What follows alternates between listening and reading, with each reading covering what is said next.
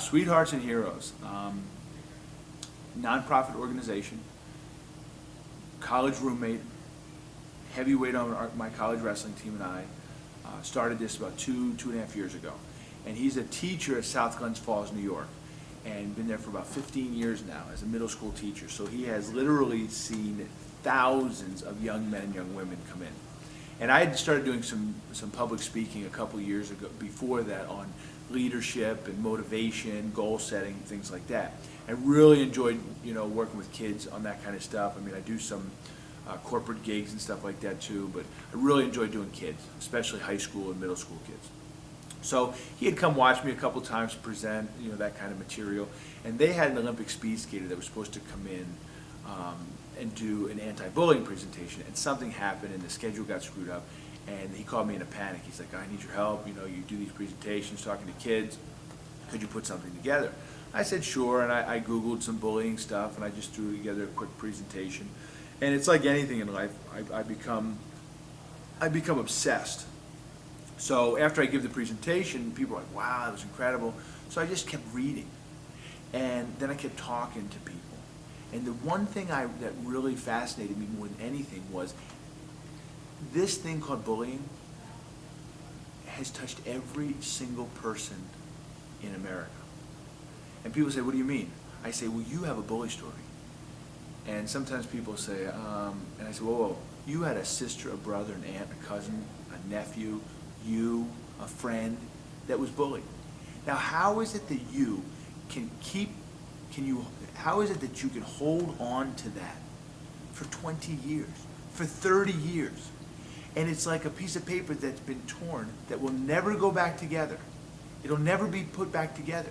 And you're going to hold on to that for 20 years and never forget it? If I ask you what you had 20 years ago today for dinner, you'd have no idea. But you'll remember that instance of bullying, and it'll stick with you forever. And it helps to create who we are, and it helps to shape the way we treat other people and the way we feel about other people. So I started to write down people's stories. And I mean, someday I could write an incredible book on some of these stories. And a couple other teachers heard about it, and they asked us to do it. And I really started to get into it, like martial arts or something. I just became obsessed with it. And I don't think I'm an expert now. I mean, last year we presented to 25,000 kids in New York, and which is kind of cool because mixed martial arts isn't legal there. And we have showed mixed martial arts footage in public schools to over 25,000 kids, like bloody mixed martial arts footage, and there has not been one single complaint. And it's been received so well that we're keynote presenting at the statewide middle school conference for all of New York State next year. So next year we're going to probably hit 50 to 75,000 kids with our message. And mixed martial arts is just a tiny piece of it. We show the video, I come out on stage, and then I tell kids how much I hate fighting. And they're like, what? It's kind of this oxymoron, or it just throws the brakes on. They're like, argh. And like, what's going on here? We just saw this guy who's could be the quintessential bully, and he's telling me he hates fighting. And I use it as an opportunity to educate and say, listen, I'm not a fighter. I'm a competitor. Fighting is to use violent physical means to try and overpower someone. And you may look at the video and say, well, that's what you're doing. And I'd say, no, I don't use violence. I use skill and training. And I've spent over 20 years of my life preparing in wrestling, boxing, kickboxing, jiu-jitsu, and trained to be a mixed martial artist. And I only compete against people who have also trained the same sport. That's kind of our hook. And then we take the time to educate first and foremost. We define bullying, what it is, what it isn't. We go through the numbers. The reality is 100,000 kids leave school every single year and never go back. This year, 100,000 kids left school and will never go back because they're bullied. That's staggering. Staggering how that can happen. And in a zero tolerance climate, but remember, 96% of the time, bullies get away with it. In a zero tolerance climate. Yesterday I did a presentation, and I went up to a little girl, a middle school girl, and I gave her a blank piece of paper. And I said to her, if I gave you this, and it's anonymous, could you write down 5 kids who are bullied in your school? And as quick as lightning, in front of 300 people, she goes, yeah. I said, okay, and if I turn it over, could you write down 5 kids who you think are bullies in your school? And just as quick, she goes, yep. And then I turned to the audience, and half of them were parents. I said, how is this possible? That in the zero tolerance climate where 160,000 kids skip school every single day in America because they're bullied, how can we allow that to happen when the children know where it happens, when it happens, who it happens to, who's doing it, why it happens, and nothing's being done about it? How is that possible? That lady that was just bullied, that 68-year-old woman that was bullied on that school bus. Let me tell you, the most disappointing thing about that whole thing for me is that wasn't the first time that happened. It was not a random act that took place. That has happened for days, weeks. You know, look, did you see the video bully body slam, the kid Casey? Well, Google it, went viral. In Australia, this big, heavy-set kid is being bullied, assaulted, punched in the face by this smaller little guy. Casey picks him up and almost kills him. Same thing. Everybody knew that Casey was being bullied.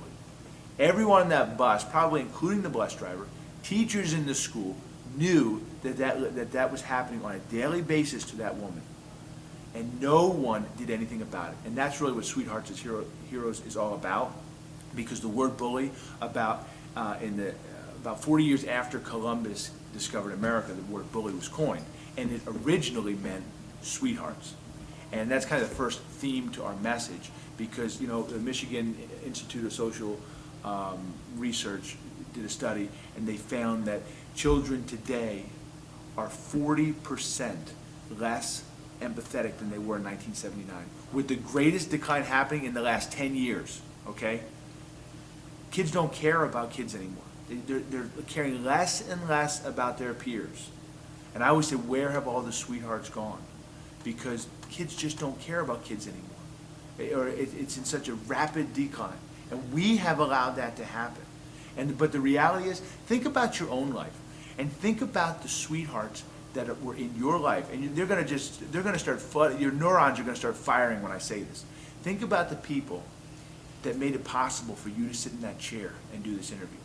You had mentors, you had people that guided you, you had people that made a difference in your life. Dude, they were your 16th century bullies. That's who they were.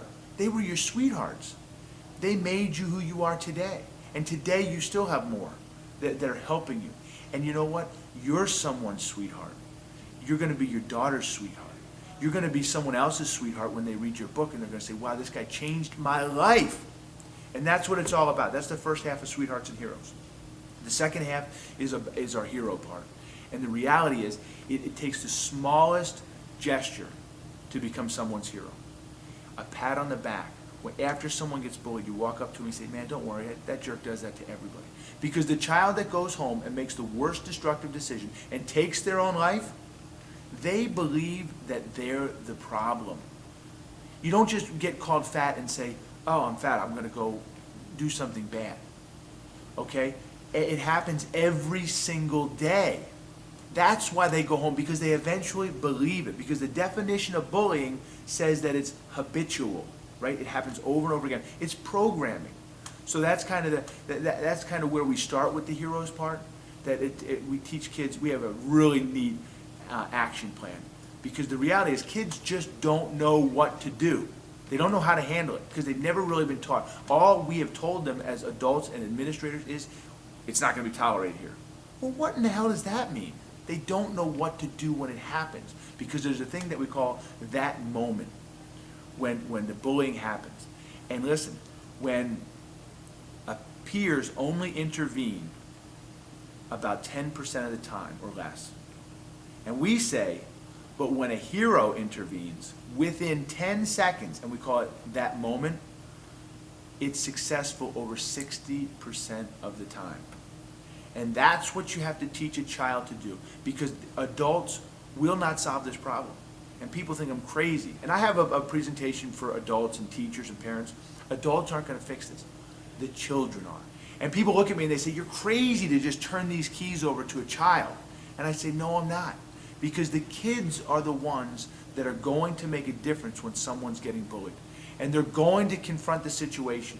And you don't have to do it verbally, you don't have to do it physically. We teach them how to do it the right way, with their superpowers, right? Because not everybody has the same superpower.